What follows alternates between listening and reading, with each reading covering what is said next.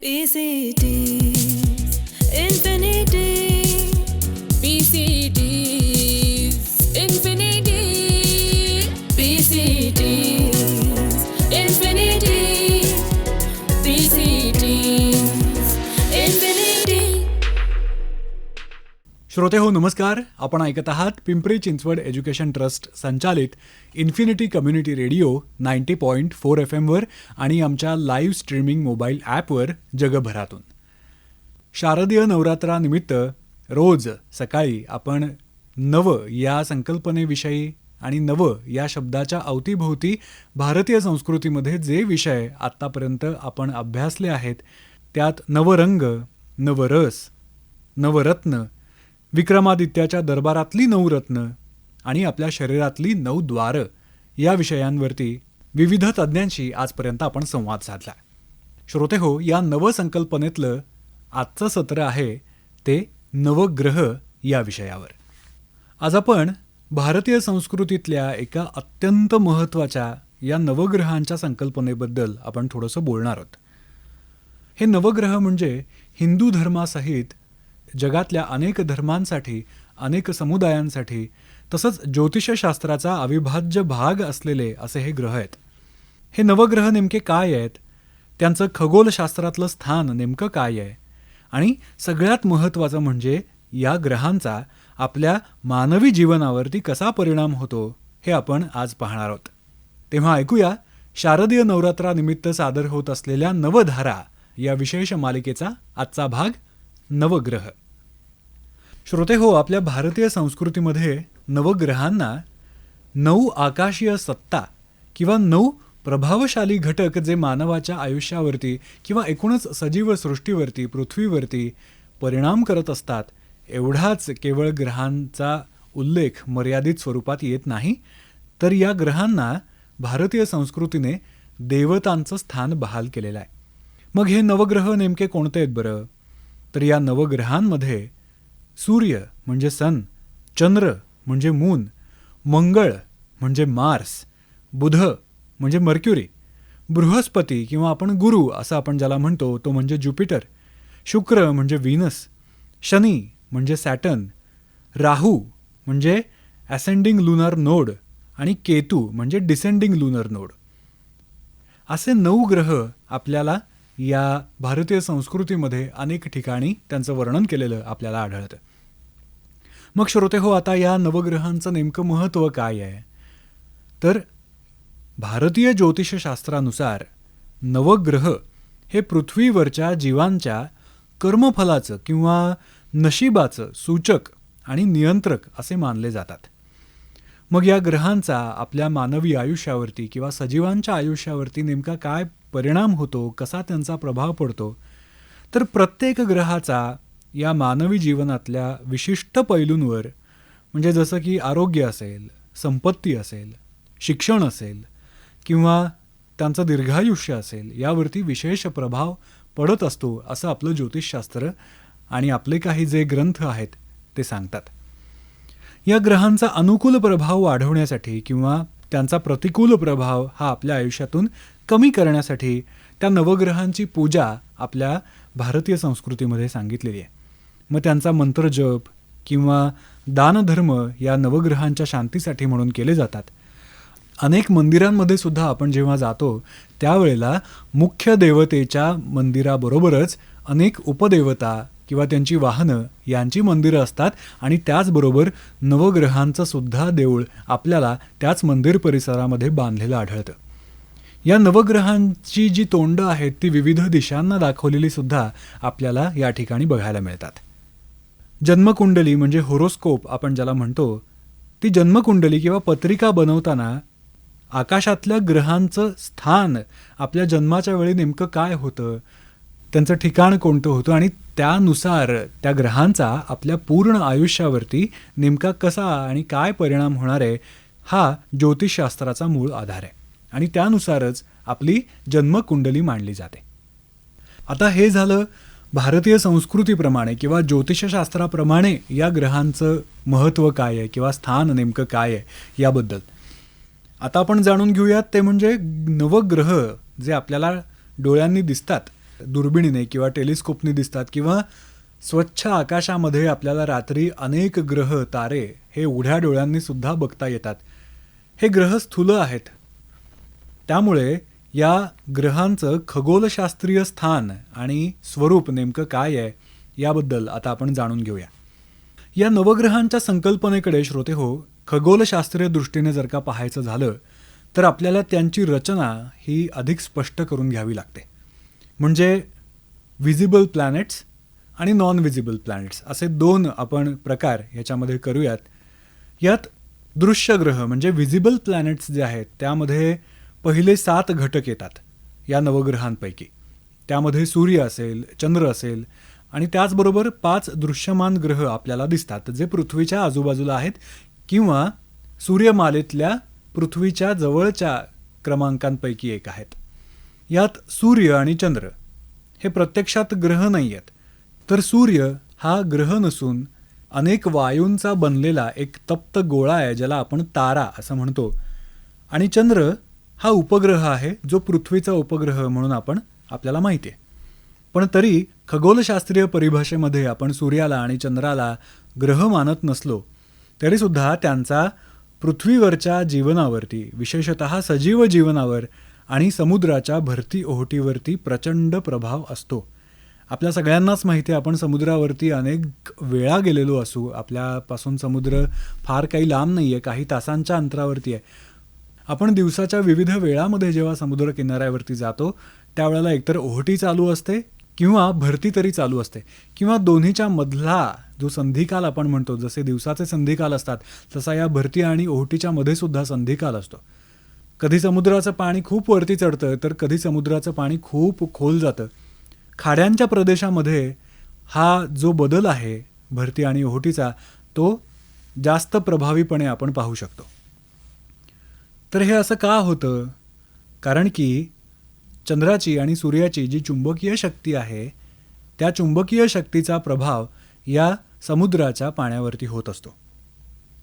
आणि म्हणूनच ज्योतिषशास्त्राने यांना ग्रह म्हणून स्थान दिलेलं आहे.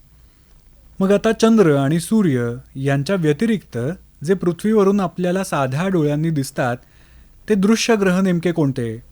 तर त्यामध्ये आहे मंगळ, बुध जो पृथ्वीच्या पुढे आहे, सूर्याच्या सगळ्यात जवळचा ग्रह म्हणजे बुध. त्यानंतर आहे गुरु. नंतर सगळ्यात तेजस्वी असं म्हणून ज्याचं वर्णन केलं जातं, ज्याची प्रकाशमानता ही सगळ्यात जास्त आहे असा शुक्र. आणि ज्याला कडी आहेत, जी कडी आपल्याला खरं तर साध्या डोळ्यांनी पाहता येत नाहीत पण तरीसुद्धा तो ग्रह आपल्याला साध्या डोळ्यांनी दिसतो असा शनी. हे आपल्या सौरमालेतले काही ग्रह आहेत जे आपण उघड्या डोळ्यांनी कुठल्याही साधनांशिवाय बघू शकतो. भारतीय ज्योतिषशास्त्रामध्ये या ग्रहांच्या आकाशातल्या स्थितीचा जसा अभ्यास केला जातो तसाच खगोलशास्त्रामध्ये सुद्धा या ग्रहांच्या स्थितीचा, त्यांच्या वर्तणुकीचा, त्यांच्यातल्या कंपोनंट्सचा, आजच्या विज्ञानाच्या भाषेत बोलायचं झालं तर ह्या सगळ्याचा अभ्यास केला जातो. त्या ग्रहांवरचं वातावरण नेमकं काय आहे, ते ग्रह नेमके कशापासून तयार झालेले आहेत, त्यांच्या आतमध्ये काय आहे, किंवा आता तर आपण मंगळावरती म्हणा किंवा चंद्रावरती म्हणा पाण्याचे अंश सापडत आहेत का किंवा पाण्याचा काही पुरावा सापडतोय का हे आपण बघतो आहोत. तिथे आत्ता अस्तित्वात काही जीवसृष्टी आहे का किंवा पूर्वी काही जीवसृष्टी होती का, अशा प्रकारचं संशोधन या खगोलशास्त्राच्या अभ्यासामध्ये सध्या चालू आहे.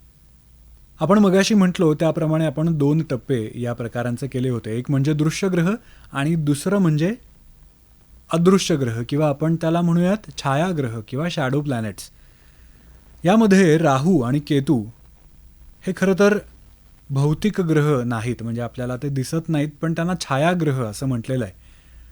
पृथ्वीच्या संदर्भात म्हणायचं झालं तर सूर्य आणि चंद्राच्या आकाशातल्या मार्गाचे म्हणजे एक्लिप्टिकचे हे छेदबिंदू आहेत. आपल्या भारतीय पूर्वजांनी या ग्रहांचा खूप सखोल अभ्यास केला आहे आणि त्यातूनच हे ज्योतिषशास्त्र म्हणजेच भारतीय खगोलशास्त्र निर्माण झालेलं आहे. या भारतीय ज्योतिषात मुख्यत्वे पृथ्वी केंद्री म्हणजे जिओसेंट्रिक दृष्टिकोनावर मूळ किंवा भर आपल्याला दिलेला दिसतो आणि ज्यामध्ये ग्रहांचं स्थान हे पृथ्वीवरून निश्चित केलं जातं. जे खगोलशास्त्राच्या आधुनिक पद्धतीमध्ये जिओसेंट्रिक नाही असं आपल्याला म्हणता येईल. पण मग भारतीय दृष्टीने बघायचं झालं तर हे सगळे नवग्रह आकाशातल्या क्रांतिवृत्त नावाच्या एका विशिष्ट मार्गावरून फिरताना आपल्याला दिसतात. आणि या गतीमुळेच ते वेगवेगळ्या राशींमध्ये म्हणजे झोडियाक सायन्समध्ये आणि नक्षत्रांमध्ये म्हणजेच कॉन्स्टेलेशन्समध्ये भ्रमण करत असतात. आणि ज्यामुळे त्यांचे मानवी जीवनावर तसंच पृथ्वीवरच्या सजीव जीवांवरती सतत परिणाम होत असतात आणि हे परिणाम सातत्याने बदलतही राहतात.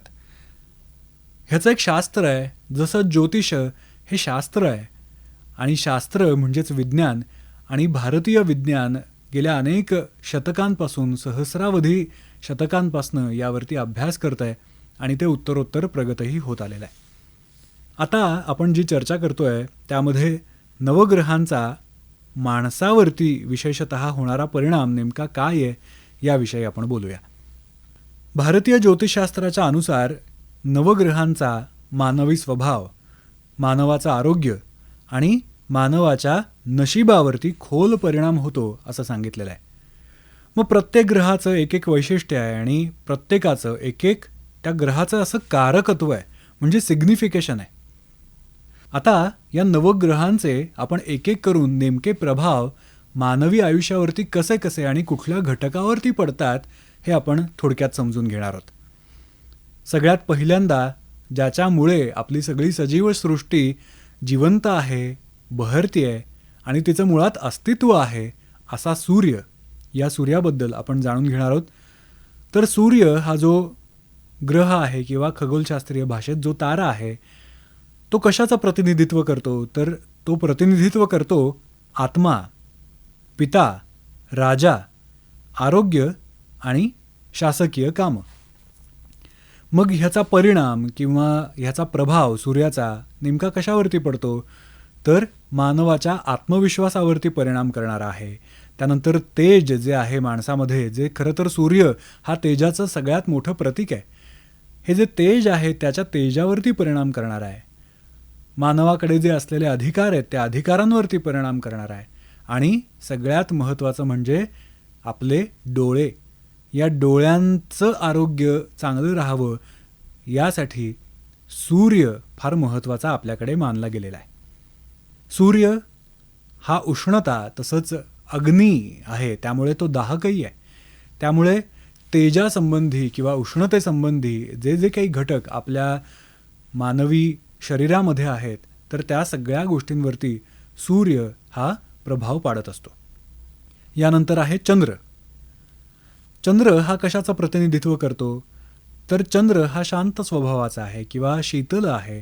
त्यामुळे मनाचा कारक आपल्याकडे चंद्राला सांगितलेला आहे की चंद्राची जशी आकाशामध्ये स्थिती असेल त्याचा थेट परिणाम मानवी मनावरती आणि मानवी विचारांवरती आपल्याला कायम होताना दिसतो. त्यानंतर आहे माता. त्यानंतर मानवी ज्या भावना आहेत म्हणजे पुन्हा एकदा मनाशीच जोडलेलं आहे.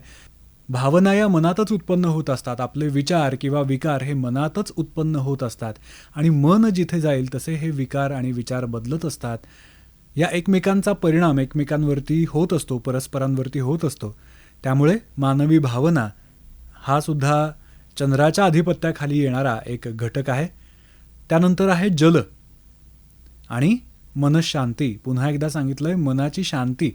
मगाशी आपण जसं म्हटलं की चंद्र हा शीतल आहे किंवा शांत आहे, त्याचा जो प्रकाश आहे तो सौम्य आहे, मंद आहे आणि आपल्याला मनाला आणि शरीराला तसंच सजीव सृष्टीला, पृथ्वीला थंडावा देणारा आहे. त्यामुळे मनशांतीसुद्धा या चंद्रामुळेच निर्माण होते. मग ह्याचा परिणाम कशावरती होतो, तर आपली मनस्थिती सुधारण्यावरती किंवा बिघडण्यावरती याचा परिणाम होत असतो. त्यानंतर आपली भावनिक स्थिरता ज्याच्यावरती अवलंबून असते असा चंद्र आहे. आणि मानवी मनाची उत्तम पायरी म्हणजे आपली कल्पनाशक्ती. यानंतरचा ग्रह येतो तो म्हणजे मंगळ. हा ग्रह तांबूस आहे, आपल्याला तो उघड्या डोळ्यांनी दिसतो आणि मंगळाला आपल्या ज्योतिषशास्त्रामध्ये विशेष महत्त्व देण्यात आलेलं आहे आणि त्याच्यापासून सावध राहायला सुद्धा सांगितलेलं आहे. मग हा मंगळ नेमकं कशाचं प्रतिनिधित्व करतो, तर मंगळ प्रतिनिधित्व करतो ऊर्जेचं.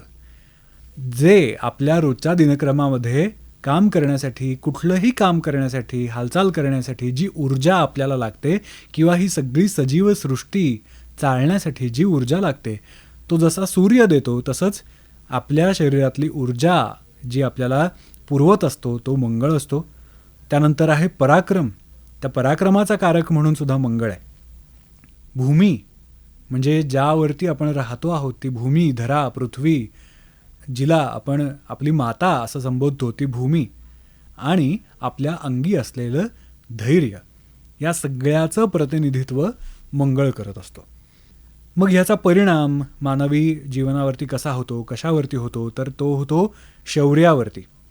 मंगळ ग्रह आपल्या कुंडलीमध्ये कुठल्या ठिकाणी आहे यावर खूप महत्त्वाच्या गोष्टी त्या व्यक्तीच्या आयुष्यामधल्या, त्याच्या स्वभावामधल्या अवलंबून असतात. ज्याच्या पत्रिकेमध्ये मंगळ आहे त्या व्यक्ती स्वभावतःच थोड्याशा आक्रमक असतात किंवा विषयांकडे ओढ त्यांची अधिक असते असं आपल्या ज्योतिषशास्त्रात सांगितलेलं आहे. त्यानंतर कशावरती परिणाम करतो तर अपघात आणि मालमत्ता या गोष्टींवरती सुद्धा मंगळाचा परिणाम किंवा प्रभाव आपल्याला बघायला मिळतो. यानंतर आपण मगाशी म्हटलं तसा सूर्याच्या सगळ्यात नजीकचा ग्रह आणि पृथ्वीच्या पुढचा ग्रह जो आहे तो म्हणजे बुध. बुध कशाचं प्रतिनिधित्व करतो तर बुध आपल्याला देतो बुद्धिमत्ता. मनुष्य हा पृथ्वीवरचा बुद्धिमान प्राण्यांपैकी अग्रस्थानी असलेला असा हा जीव आहे. त्यामुळे बुध हा आपल्याला बुद्धिमत्ता प्रदान करतो. त्यानंतर मानवाची जी वाणी आहे म्हणजे आपलं जे बोलणं आहे, ज्या माध्यमातून आपण एकमेकांशी संवाद आत्ता साधतो आहोत आणि तुम्ही ऐकता आहात, तर ती वाणी जी आहे त्या वाणीचा कारक म्हणजे बुध आहे. त्यानंतर व्यापार असेल, शिक्षण असेल आणि लॉजिकल थिंकिंग म्हणजे ज्याला आपल्याकडे तर्कशक्ती असं म्हटलेलं आहे किंवा तर्कबुद्धी असं जे म्हटलेलं आहे किंवा तर्कशास्त्र असं आपण म्हणूया, तर या तर्कशक्तीवरती प्रभुत्व असणारा असा हा बुध आहे. मग याचा प्रभाव आपल्या रोजच्या दैनंदिन गोष्टींवरती कसा पडतो तर आपल्या निर्णय क्षमतेवरती पडतो किंवा आपल्या संवाद कौशल्यावरती बुधाचा प्रभाव पडतो किंवा आपली जी नर्वस सिस्टीम आहे त्या नर्वस सिस्टीमवरती म्हणजेच मेंदूच्या कार्यावरती सुद्धा बुधाचा प्रभाव पडत असतो. यानंतरचा ग्रह आहे तो म्हणजे गुरु. गुरु हा ग्रह आपल्या सौरमालेतला सगळ्यात मोठा ग्रह म्हणून आपल्याला माहिती आहे, जो पृथ्वीच्या कैक पट मोठा आहे आणि म्हणूनच कदाचित या ग्रहाला गुरु म्हणजे मोठा किंवा श्रेष्ठ असं नाव पडलेलं असावं. या गुरुग्रहालाच बृहस्पती असं सुद्धा एक नाव आहे. मग हा गुरु कशाचा कारक आहे किंवा कशाचं प्रतिनिधित्व करतो तर गुरु प्रतिनिधित्व करतो ज्ञानाचं, धर्माचं, संततीचं, धनाचं आणि अध्यात्म विषयाचं. आणि याचे परिणाम किंवा याचा प्रभाव कशावरती पडतो तर शुभ गोष्टी ज्या असतात त्या शुभ गोष्टी शुभ होण्यामध्ये या गुरुग्रहाचा परिणाम असतो. मानवाच्या अंगी जो सत्सद विवेक असतो तो या गुरुग्रहाकडून आपल्याला मिळालेला असतो. आपलं शिक्षण असेल, आपल्याला मिळणारं संतती सुख असेल, हे सगळं गुरुची देण आहे. जसं आपल्याकडे अध्यात्मामध्ये म्हटलेलं आहे की गुरुचा आशीर्वाद मिळाल्याशिवाय किंवा सद्गुरूंची कृपा झाल्याशिवाय मानवी आयुष्याला गती येत नाही, मानवी आयुष्याला मुक्ती मिळत नाही किंवा योग्य मार्ग त्याला मिळत नाही. त्याचप्रमाणे ह्या ज्या महत्त्वाच्या गोष्टी आहेत, एक म्हणजे आपल्या आयुष्यातलं शुभत्व, त्यानंतर आपल्या अंगी असणारा विवेक, आपलं शिक्षण म्हणजे आपल्याकडचं ज्ञान आणि आपलं संतती सुख जे आपल्याला मिळत असतं, या अशा मानवी आयुष्यातल्या काही महत्त्वाच्या टप्प्यांवरती प्रभाव पाडणारा असा हा गुरु आहे. यानंतर एक छान ग्रह येतो तो म्हणजे शुक्र. आपण मगाशी म्हटलो की सगळ्यात जास्त तेजस्विता असलेला असा हा ग्रह आहे आणि आपल्याकडे एक गाणंसुद्धा आहे, घनतमी शुक्र बघ राज्य करे. पहाटेच्या कधीकधी क्षितिजावरती आपल्याला असा हा तेजस्वी शुक्र आपल्याला दिसत असतो. हा शुक्र कशाचं प्रतिनिधित्व करतो तर शुक्र हा प्रेमाचं प्रतीक आहे. शुक्र हा सौंदर्य, कला, भौतिक वस्तू म्हणजे मटेरियलिस्टिक ज्या काही गोष्टी आपल्या आजूबाजूला असतात त्याचं आणि सुख समृद्धी आणि ऐश्वर्याचं प्रतीक असं मानलं गेलेलं आहे. आणि मग हा शुक्र आपल्या आयुष्यावरती प्रभाव किंवा परिणाम कसा करत असतो, तर शुक्र आपल्याला देतो ते वैवाहिक सुख, आपल्या आयुष्यामधली कलात्मकता. आपल्याकडे कायमच आपण म्हणत असतो की प्रत्येक माणसाच्या अंगी एक तरी कलागुण अवश्य असला पाहिजे, कारण ही कला आपल्याला जगायला सुद्धा खूप मदत करत असते. रोजच्या जगण्यातल्या अनेक अशा गोष्टी असतात ज्या कलेच्या माध्यमातून सुसह्य होऊ शकतात. त्याचबरोबर अजून एक मुद्दा जसा होता की ऐश्वर्य म्हणजे मटेरियलिस्टिक गोष्टी, ज्या आपण उपभोगाच्या ज्या गोष्टी आहेत असं म्हणतो, तर ते सुख, समृद्धी, ऐश्वर्य किंवा संपत्ती आपण ज्याला म्हणतो, तर ह्या सगळ्या ऐहिक ज्या गोष्टी आहेत त्या देण्याचं काम हा शुक्रग्रह करत असतो, किंवा त्या सगळ्या गोष्टींवरती शुक्रग्रहाचा प्रभाव, परिणाम होत असतो असं आपल्याकडे सांगितलेलं आहे. यानंतरचा ग्रह येतो तो म्हणजे शनी. मग शनी हा ग्रह कशाचं प्रतिनिधित्व करतो, तर शनी कर्म, न्याय, कष्ट, माणसाचं दीर्घायुष्य आणि संयम, जो सगळ्यात महत्त्वाचा असतो मानवी आयुष्यामध्ये, त्याचं प्रतिनिधित्व करत असतो. आपल्याकडे 7.5 ही जी संकल्पना आहे, 2.5 अशा 3 टप्प्यांमध्ये मानवी आयुष्यामध्ये 7.5 जी येत असते, तर त्या 7.5च्या काळामध्ये शनीची उपासना करण्यासाठी आपल्याला सांगितलेलं आहे. मग ही शनीची उपासना का करायची, या ग्रहांची उपासना का करायची, कारण की या ग्रहांचा थेट परिणाम आपल्या आयुष्यावरती, आपल्या मनावरती आणि पर्यायाने आपल्या विचारांवरती आणि वागण्यावरती, तसंच आपल्या निर्णय क्षमतेवरती आणि विवेकावरती होत असतो. आणि म्हणूनच प्रतिकूल परिस्थितीमध्ये किंवा प्रतिकूल काळामध्ये आपण कसं वागायला पाहिजे हे आपल्याला शनी शिकवतो. आणि म्हणूनच आपल्या आयुष्यामध्ये शिस्त येते, ती शनीमुळे येते. आपल्याला यश मिळतं, पण ते विलंबाने मिळतं, आणि ते विलंबाने जरी मिळत असलं तरीसुद्धा आपला संयम त्या ठिकाणी कामी येतो. म्हणूनच संयम वाढवण्याचं काम शनी करत असतो. त्याचबरोबर मानवी आयुष्यात येणारी निराशा हा सुद्धा एक गुण किंवा हा घटक मानवी आयुष्यात शनीमुळे आपल्या आयुष्यात पडत असतो. यानंतर येतात राहू आणि केतू. हे राहू आणि केतू कशाचं प्रतिनिधित्व करतात हे आपण आता बघूया. राहू आणि केतू रहस्य, भ्रम, अचानक घडणाऱ्या काहीतरी घटना असतील किंवा गूढ विद्या असतील, तर अशा सगळ्या गोष्टींचं प्रतिनिधित्व करतो. मग मानवी आयुष्यामध्ये ज्या काही गोष्टी आपल्या कल्पनेच्याही बाहेर असतात किंवा आपण ज्या गोष्टींसाठी तयार नसतो, अशा गोष्टी ज्या आपल्या आयुष्यामध्ये घडतात, अशा गोष्टींचे कारक किंवा अशा गोष्टींवरती परिणाम करणारे किंवा त्यांना चालना देणारे असे हे राहू आणि केतू असे 2 ग्रह आहेत. मग आपल्याला मिळणारं अप्रत्याशित यश असेल किंवा अपयश असेल किंवा एखादं व्यसन लागलेलं असेल किंवा अचानक आपल्या आयुष्यामध्ये काहीतरी सकारात्मक किंवा नकारात्मक बदल असेल, याचे कारक हे राहू आणि केतू आहेत. तर असे हे नवग्रह आणि त्यांचे आपल्या मानवी आयुष्यावरती होणारे परिणाम आता आपण समजून घेतले. मग आपण जसा मगाशी उल्लेख केला की भारतीय ज्योतिषशास्त्रामध्ये जन्मकुंडली या ग्रहांच्या स्थितीवरून मांडण्यात येते, तर व्यक्तीच्या जन्माच्या वेळी हे जे नवग्रह आहेत ते आकाशात ज्या विशिष्ट स्थानांवरती, म्हणजे ज्या राशींमध्ये असतील किंवा ज्या नक्षत्रांमध्ये असतात, तर ती स्थिती त्यांच्या जन्मकुंडलीमध्ये नोंदवली जाते आणि या स्थितीनुसार त्या व्यक्तीचा स्वभाव आणि भविष्य हे निश्चित होत असतं. या ग्रहांच्या विशिष्ट कालखंडातल्या भ्रमणाला दशा असं आपल्याकडे एक संज्ञा त्याला दिलेली आहे. या दशांमध्ये संबंधित ग्रहाचे जे प्रभाव असतात ते व्यक्तीच्या जीवनात अधिक तीव्रतेने त्या व्यक्तीला जाणवत असतात. उदाहरणार्थ आपण मगाशी बघितलं तशी शनीची 7.5 हा सगळ्यात एक महत्त्वाचा थेट परिणाम आपल्याला दृश्य स्वरूपात दिसणारा असा घटक आहे. महत्त्वाचं म्हणजे श्रोतेहो लक्षात ठेवायची एक गोष्ट अशी आहे की ज्योतिषशास्त्राचा उद्देश हा खरं तर भीती निर्माण करणं असा नाहीच आहे. तर या ग्रहांच्या प्रभावाचा समतोल आपल्या आयुष्यामध्ये असावा आणि तो समतोल साधण्यासाठी मार्गदर्शन जर का कोणी करत असेल तर ते भारतीय ज्योतिषशास्त्र आहे. अनुकूल ग्रहांना अधिक बळ देणं आणि प्रतिकूल ग्रह जर का असतील तर त्यांच्या त्या अनिष्ट प्रभावांवरती उपाययोजना करणं आणि त्यासाठी मार्गदर्शन करणं हा खरं तर आपल्या भारतीय ज्योतिषशास्त्राचा मूळ उद्देश आहे. आणि त्याचमुळे या नवग्रहांची जी संकल्पना आपल्याकडे भारतीय संस्कृतीमध्ये अतिशय प्राचीन काळापासून जी मांडलेली आहे किंवा जगाच्या पाठीवर अस्तित्वात असलेल्या ज्या काही प्राचीन मानवी संस्कृती आहेत तर त्यांच्यामध्ये सुद्धा या ग्रहांना खूप महत्त्वाचं स्थान दिलेलं आहे.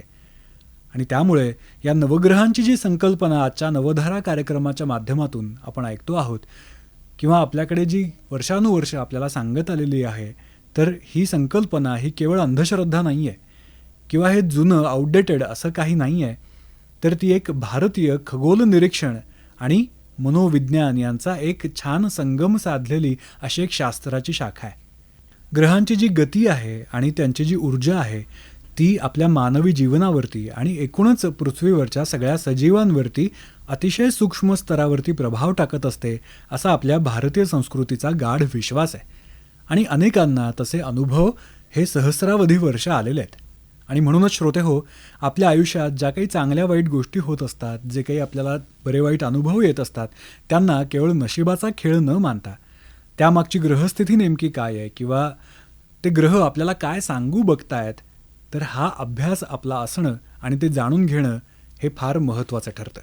श्रोते हो, नवधारा या कार्यक्रमाच्या माध्यमातून नव या संकल्पनेच्या अवतीभोवती असलेल्या अनेक रंजक गोष्टी या 10 दिवसांमध्ये आपण जाणून घेतो आहोत. आणि त्यापैकी नवग्रह, त्यांचं खगोलशास्त्रीय आणि ज्योतिषशास्त्रातलं तसंच भारतीय संस्कृतीतलं नेमकं स्थान, महत्त्व आणि त्यांचे प्रभाव नेमके कसे कसे मानवी जीवनावरती पडतात याविषयी आपण जाणून घेतलं. आणि श्रोते हो, याबरोबरच आजचा नवधारा हा कार्यक्रम आम्ही इथेच समाप्त करत आहोत. मी विराज सवाई तुमचा आजच्या या कार्यक्रमातून इथेच निरोप घेतो. तुम्ही ऐकत रहा PCT's infinity 90.4 FM, reflecting you. Shri गणेशाय नमः. ॐ जपाकुसुम संकाशं काश्यपेयं महाद्युतिं तमोरिं सर्वपापघ्नं प्रणतोऽस्मि दिवाकरम्. ॐ दधिशङ्खतुषाराभं क्षीरोदार्णवसम्भवं नमामि शशिनं सोमं शम्भोर्मुकुटभूषणम्. ॐ धरणीगर्भसम्भूतं विद्युत्कान्तिसमप्रभं कुमारं शक्तिहस्तं च मङ्गलं प्रणमाम्यहम्.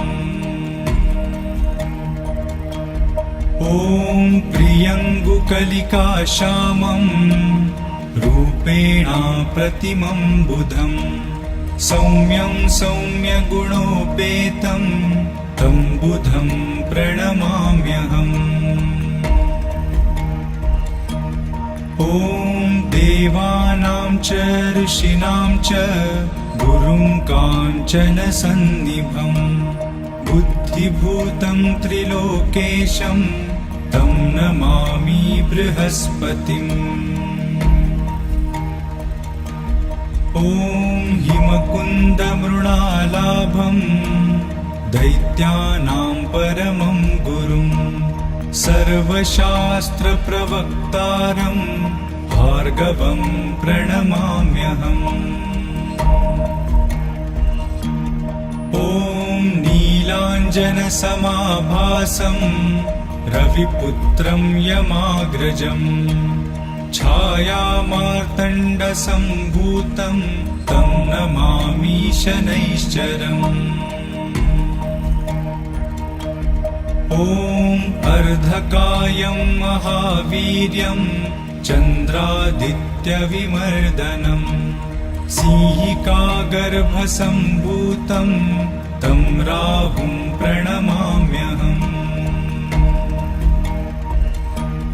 ॐ पलाशपुष्पसङ्काशं तारकाग्रहमस्तकं रौद्रं रौद्रात्मकं घोरं तं केतुं प्रणमाम्यहम्.